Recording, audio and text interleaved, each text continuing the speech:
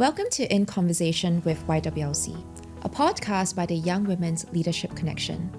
YWLC is a volunteer-run organization operating on a not-for-profit basis. We are dedicated to supporting and empowering young women in Singapore, aged 21 to 35, through mentorship, leadership development, social impact, and networking. This podcast is a space where we share stories of resilience, growth, and transformation. Conversations that inspire and amplify women's voices. Join us as we dive into the experiences and insights of remarkable women who are shaping the future. Find out more about our community at www.ywlc.org.sg and follow us for updates. Let's start the conversation.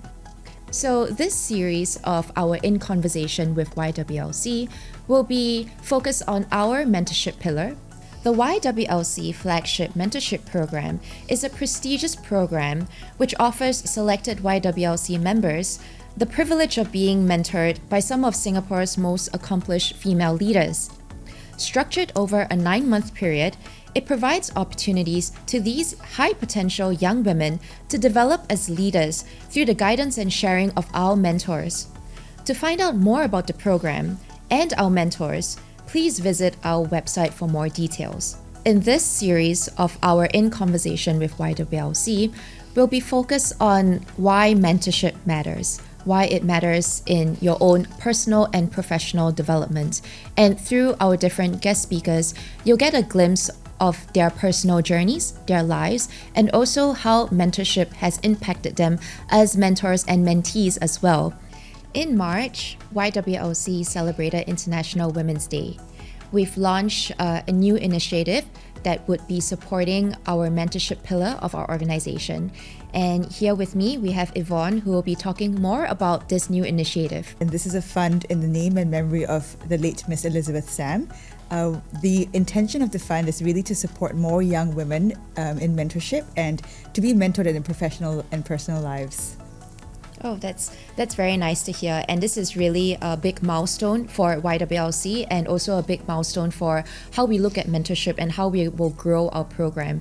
And also, Minister of State Gan Siow Huang, MOS Gan, is also one of our mentors of the program as well. And through her mentorship and guidance, she has also impacted many young women in our mentorship program and also in our broader YWLC community. Is there insights that you wanted to share? Yes, so MOS Gan also spoke at our International Women's Day this year. There was a fireside chat where she shared about her own personal journey of being a female leader, as well as her insights on how to create more gender equitable workplaces. We also have in our panel of mentors, women like Minister Grace Fu and Minister of State Sun Xueling. And to those who are wondering, our mentors come from different walks of life. So they have a lot of different experiences and they have different perspectives that they can lend to our mentees. Apart from the public sector mentors I mentioned, we also obviously have private sector mentors, and some of them are going to be featured on this podcast that we are having. So in this series, we're discussing about the nuanced journeys of our young women who are balancing work aspirations and what they want to build for their homes. So really very honoured to have Minister of State from Ministry of Education and Ministry of Manpower, MOS Gan Siow Huang, with us to discuss a little bit about your personal journey and of course your career journey so far. So, MOS Gan, thank you so much for being with us. Hello, Vivian. Thank you for inviting me. Yeah, thank you for being part of YWLC and being playing such huge role as a mentor in YWLC as well. So, I'm going to start off with really talking about your milestone career journey and also, what you speak a lot about in public forums of your journey in navigating parenthood and also work aspirations. You're the first women general in the history of Singapore, and of course, being in the army, people would normally associate or stereotype it with high pressure work environments. So to start off, how do you juggle that with your own, family aspirations? Well, first of all, I I must say that I enjoy my work a lot. Yes, career in the military for a woman can be very demanding. It's not the usual path for many women, but I found the calling. I was very, very attracted to the nature of the work and also the people whom I met, very supportive colleagues, and I felt that I could contribute to the mission of the SAF. So that really gave me a lot of energy and power. So purpose of the work and having passion in what I do, I think that's the most important. And of course, I'm also a very pro-family person. I got married when I was in the mid-20s, and I knew from the onset that I also wanted to have my own children. I love children too. Planned towards it. It was also quite demanding, being a young parent. But because I love family, I love my work, it wasn't so much about balancing. I know some people talk about work-life balance, but I thought my life and my work were actually in harmony. And that, to me, made it work. Yes. You interface with a lot of young women as well, and this is what we're hearing from our community, where more and more struggles, as we stretch ourselves at work and we start thinking, oh, but I want to start settling down for family. What are some of the sentiments in all your interactions with young women? I think it's common to, and it's all right to feel that, wow, it's challenging to handle both work and family. And that's true. What I feel also is important is that we manage expectations around us and manage expectations of ourselves. I'm not a superhuman. I can't be at two places at one time. But I have to love what I do. My earlier point about having purpose and passion in whatever we do, I feel that is something that I always go back to. Don't be afraid to seek help.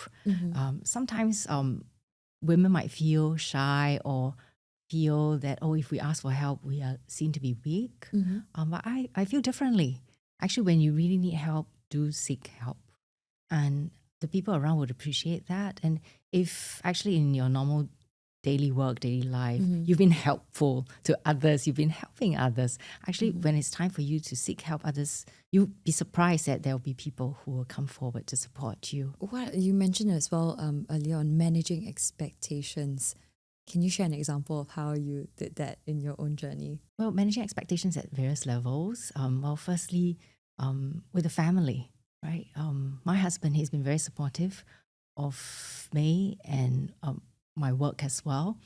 He knows that I love the work I do, and I do have to have a good understanding with my husband on how sometimes actually because of my work I won't be able to spend as much time with him, even though I love him, even though I love the family. If I'm not at home, it's mostly because I'm doing something that I need to at work. And at the workplace, there will be times where I'm not available because I have some family matters, family milestones, right? Important family responsibilities that I have to attend to.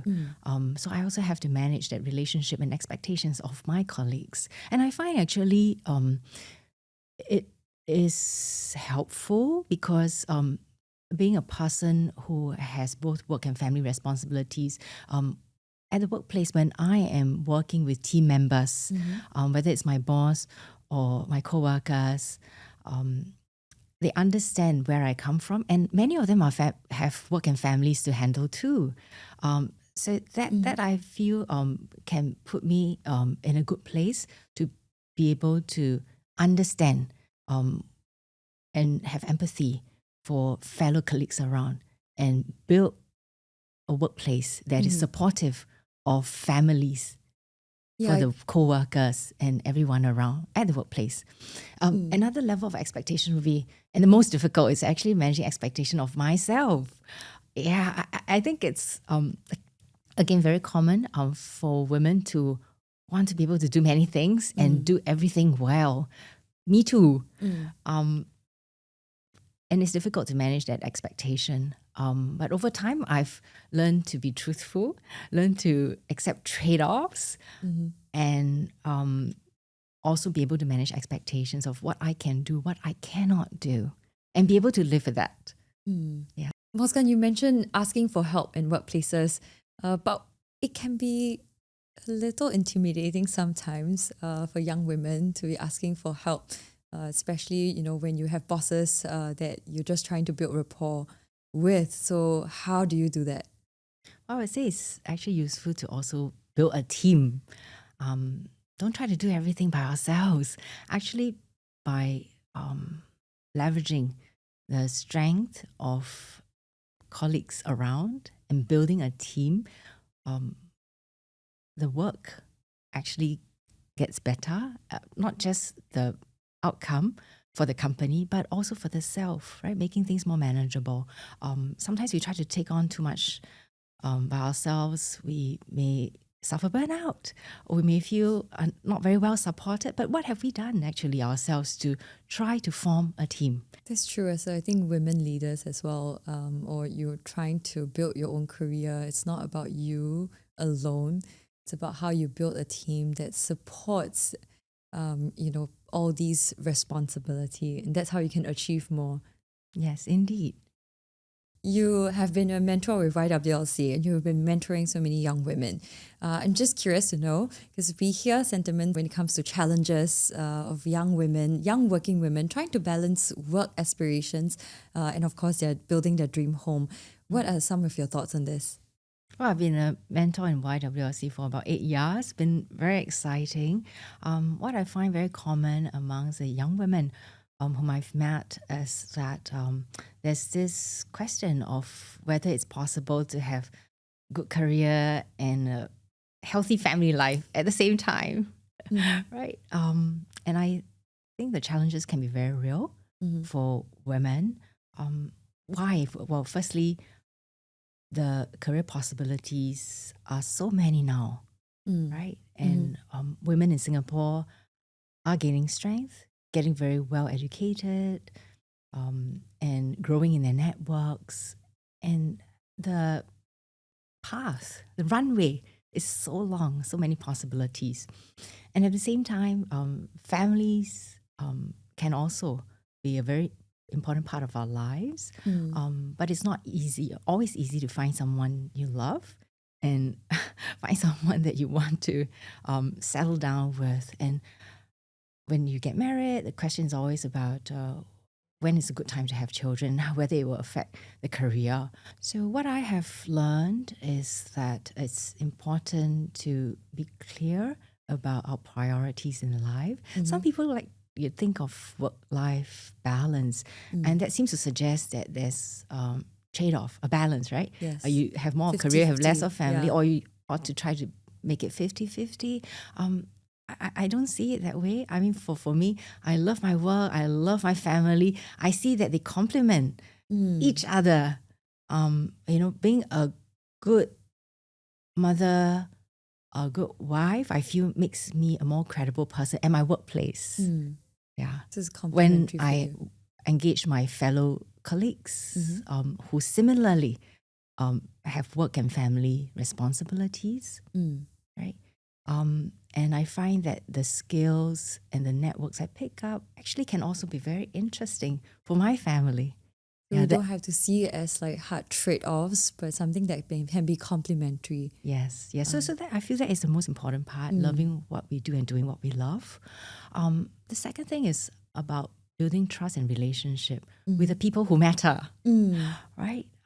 Whether it's at home or with colleagues or friends whom we often look to for support. At home, good understanding with my husband, how we support each other in our careers and our family, and bringing up our children together. And that there will be times where I may not be available at home because of work that I have to do. My husband will be happy to step in if he can, right? And he respects that. And same thing, I respect him for the work that he does, and I know why sometimes he can't be at home. And at the workplace, it's also important to build that trust and relationship with the colleagues. While I will always give 100% at my work, there might be times where I can't be there because of some family matters. My hope is that colleagues understand that when I'm not there, it's really because that I have something important else at home or in my family that I have to attend to. And there's good respect for that too. But I find that the most difficult and perhaps the most important part about managing expectation is self. Some of us, and I've met young aspiring women, especially during the mentorship sessions, who actually have set very high standards and bars for themselves, at work, in life, and it becomes very challenging to meet high bars, right? I think it's good to set goals, but we also have to be realistic. We're not superhumans. We don't have 24 hours, right? Every day. We need to rest. We need to be happy with what we're doing. We need to spend time, with family, with friends, with colleagues. But we cannot be at two places at one time. None of us, right? So we have to perfectly, I think, understand how it works, and find joy in wherever we choose to spend our time on. This part about guilt, right? Oh, when I'm at work, I'm not at home. I can't send my kids to school. I can't do their homework together with them. Does it make me lesser as a parent or as a mother? I think that thought is very real. It does hit me sometimes, but it also helps, when I remind myself, actually, even if I send my kids to school, even if I do the homework with them, I'm not sure if they'll be better off. It's all your inner voice and thoughts and expectations that's been built. Yes, that's right. And I think I've been quite blessed. My children, they have grown up to be quite independent. And I trust. I trust that they will manage their own lives. I mean, I often tell them that if they choose to study hard and they do well, wow, I feel very happy for them. If they don't do well, actually the consequences is all on them too. Right? So it's really up to them. But, as a mother, I try to give them the moral support and a safe place for them, to come home to and feel that there is love and support for them wherever they choose to go. When it comes to career, you are also breaking all the glass ceiling for women here. And I think that's why, really wanted to hear your thoughts, because at the same time, we understand family is important. But for someone like in your position, high pressure roles and responsibility at work, taking reference from how in 2015, you were appointed the first female general in Singapore. So how do you balance that? It's been done. So if you were to look back, what were some of the biggest lessons that you have learned from that experience of managing dual responsibility at such a high stress time of your career? Oh gosh, that's 10 years ago, 2015. Yes. I would say, I think first of all, we need to really love what we do, right? Find the purpose and give it all. If it's about work, also find the support that you need around the work. Don't be afraid to ask for help when help is needed, right? I find that sometimes for women leaders especially, some are shy to ask for help. Some are afraid they might be seen to be weak or weaker than the male colleagues if they ask for help. Over time, I've learned that we ought to be more confident of ourselves. And if in normal days, we are helpful to colleagues around, we're pulling our weight.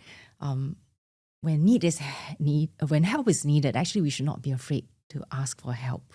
And you'll be surprised that actually male colleagues can make very good allies, can make very good supporters too. So that's one.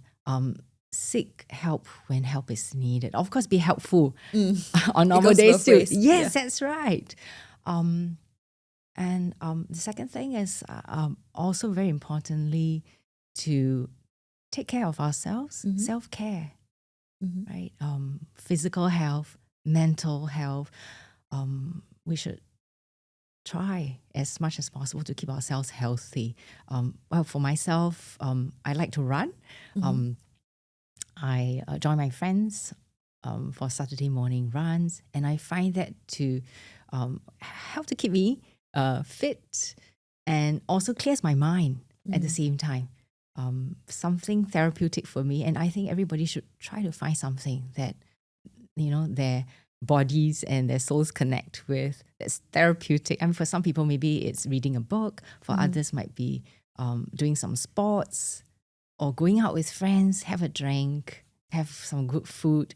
But just I think for everyone that there needs to be an avenue where you can regularly chill, yes, and recharge. Self-care, that's very important.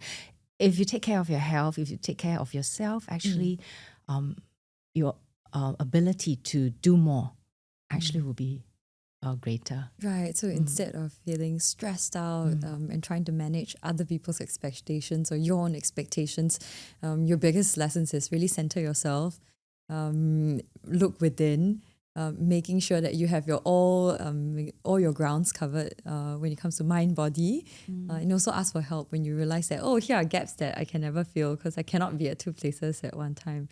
That's amazing. And coming to what you mentioned about asking for help, and as you mentioned, right, if it's just taking slight adjustments, making slight adjustments to schedules to send a child to vaccination, that doesn't land on the role of just a mother.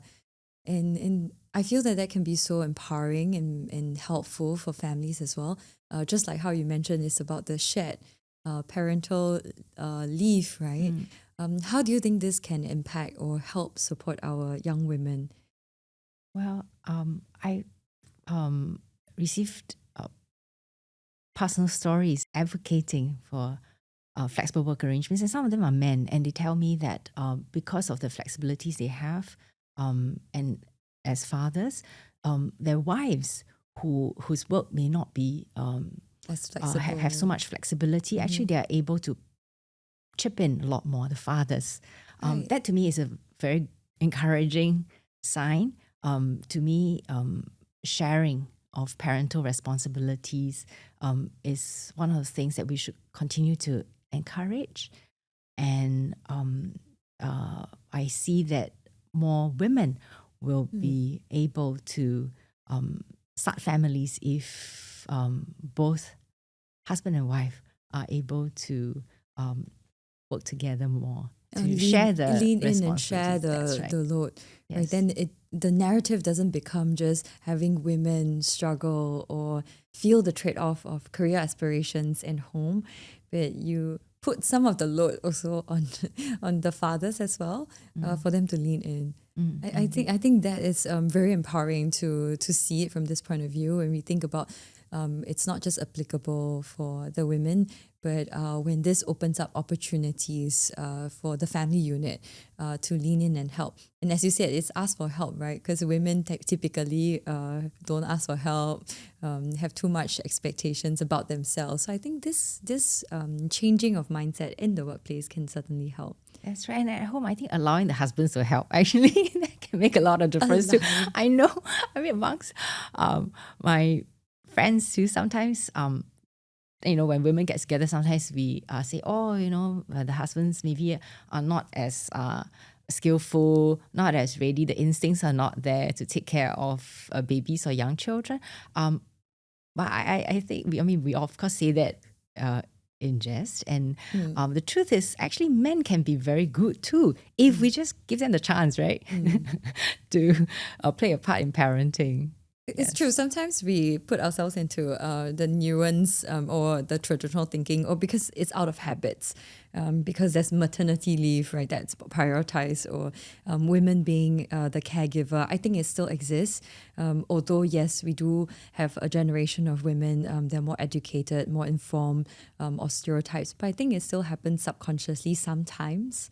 Not that we do it deliberately. So it's good that, you mentioned allowing meant to help, and having arrangements like that in workplaces, then the young moms can then go, oh, I can't bring my kid to vaccination. My husband can use his share of like his flexible work arrangements to do that instead. That's right. Yes, yes. And And we also hope that men too will use the paternity leave, childcare leave, infant care leave meaningfully. Use it, to their advantage, to support their wives too, and to play a part in raising their children. have you seen that uptick, or men not utilizing the leave? Generally, I think when you compare men and women, men tend to consume less of such leave compared to women. Right. But there is some progress, heartening to see the proportion of men using such leave to take care of children. Yes, I think we're moving in the right direction. I don't know about you, but if I recall my grandparents, my father, and I look at my husband now, really big changes, in the roles that they play at home in taking care of children. Yeah. Okay. I'm not a mom myself. I have not started building my family yet. So, I may be very limited in my perspective. And then just wondering, because when it comes to family, sometimes for women, in my position, where we have not started a family, however, we still can't run away from family-related responsibilities.